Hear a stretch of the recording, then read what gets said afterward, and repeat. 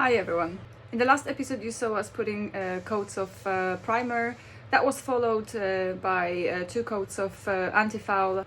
As soon as we finished with anti-fouling we were ready to splash, so without further ado we went back to the marina in Gibraltar.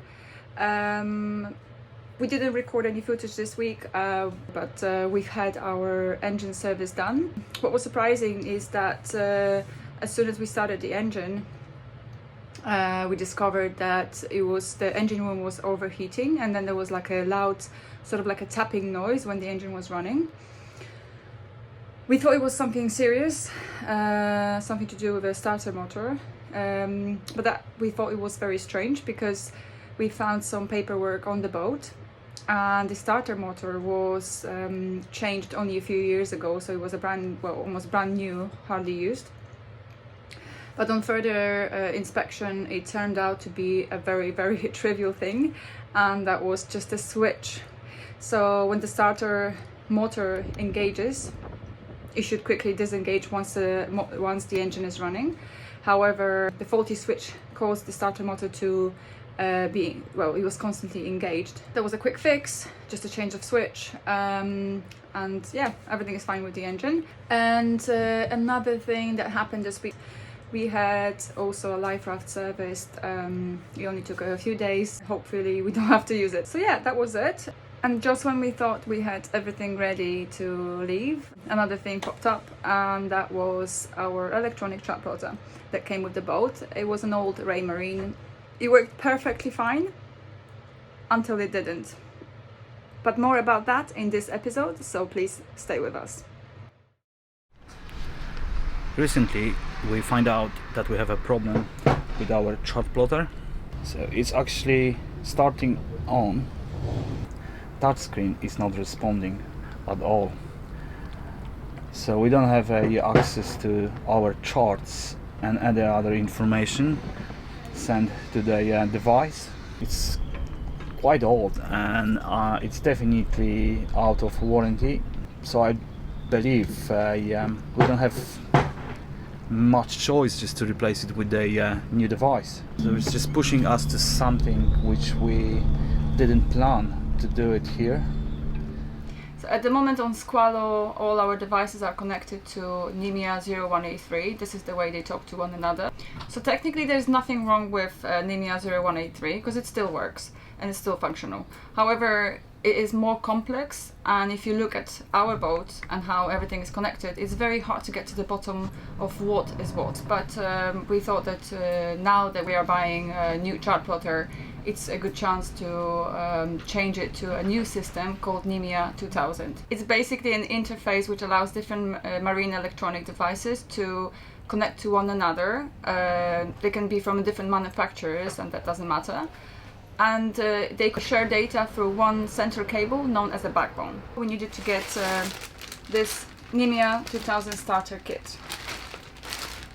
Devices that are NIMIA 2000 compatible use these simple plug-and-play connectors, which are supposed to be very easy to connect, but we will find out. I think I'll leave it to Ziggy. We went with a 12-inch touchscreen Garmin GPSMAP 1223 XSV. I think it is worth mentioning one thing here. Some manufacturers do plotters with both touchscreen and button controls, and although they may be a bit more pricey, I would suggest you get one of those. Well, let's say if the touchscreen ever fails, like ours did, you can still use the wheel button controls. But because we were set on a Garmin brand and the GPSMAP series does either or, we opted for the touchscreen version. So okay, I think we're ready to install our new Chartplotter. Let's go, I will show you what I'm going to do. Our new unit is coming where the old one is. This old unit has a one power cable running to the pedestal and then through the tube to the engine compartment.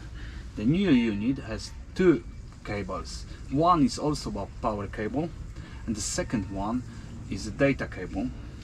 I hope this tube will have enough space to take both of them, which we will see in a minute.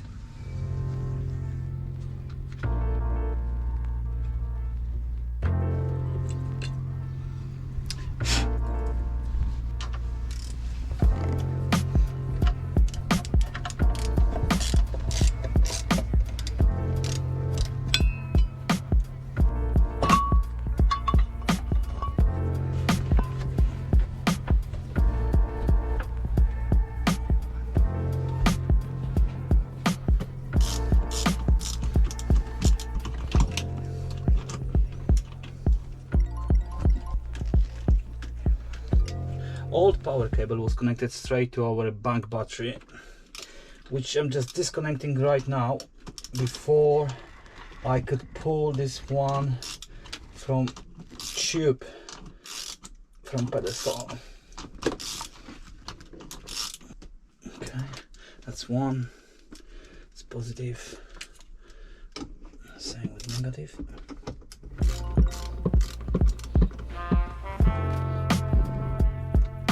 Okay.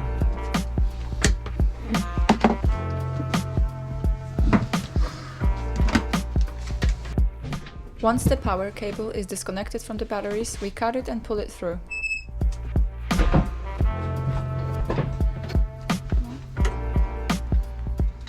Here is NIMIA 0183 that also comes with the pack, so if you have devices that are only NIMIA 0183 compatible, you can still connect them to a new Chartplotter. We won't need it now, so we use heat shrinking sleeve to protect it from damage if we ever need to use it in the future.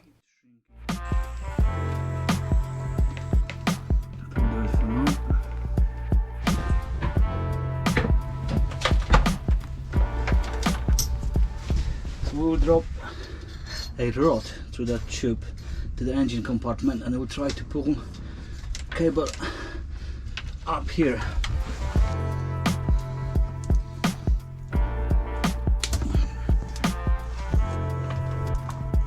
Okay.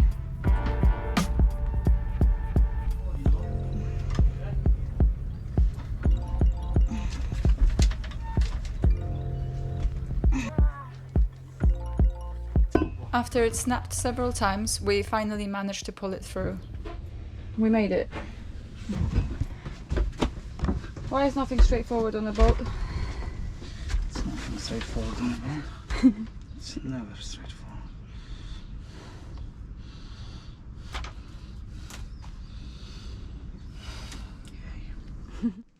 We still have one cable left to run through that narrow pedestal tube. Ziggy cuts the fuse, which he will reconnect once the cable goes through.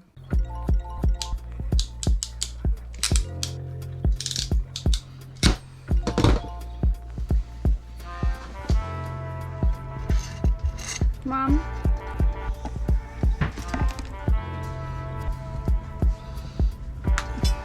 Okay, fingers crossed. Yep. Okay, that was easy.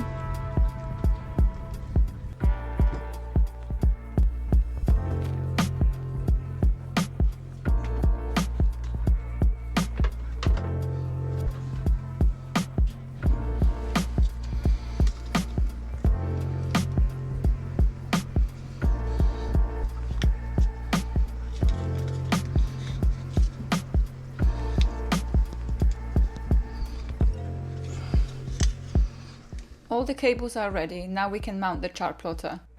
Middle in a Taiwan. Although the bracket comes with 4 drilled holes, we need to drill one in the middle to fit the handle we have. You want to do it? You want to do it? Well, let's do it together. Okay, 1, 2, 3.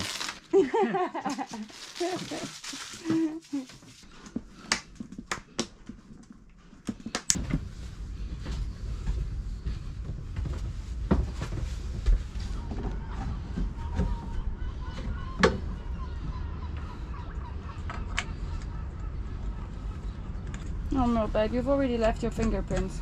Silly me. Yeah, that will do it.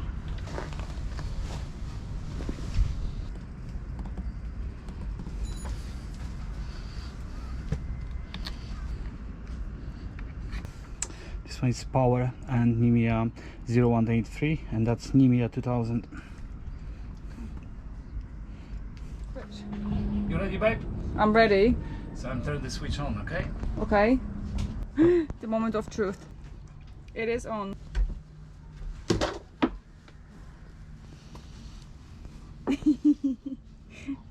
Well done. Well done. 6 hours. Well, 6 hours plus. But yeah. Now we just have to go through the installation process. We are here.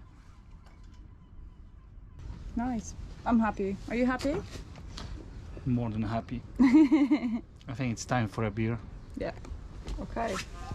So that's it for this episode of Sailing Squalo. Thank you for watching. If you like this video, please give it a thumbs up and leave a comment letting us know what you thought. See you next time.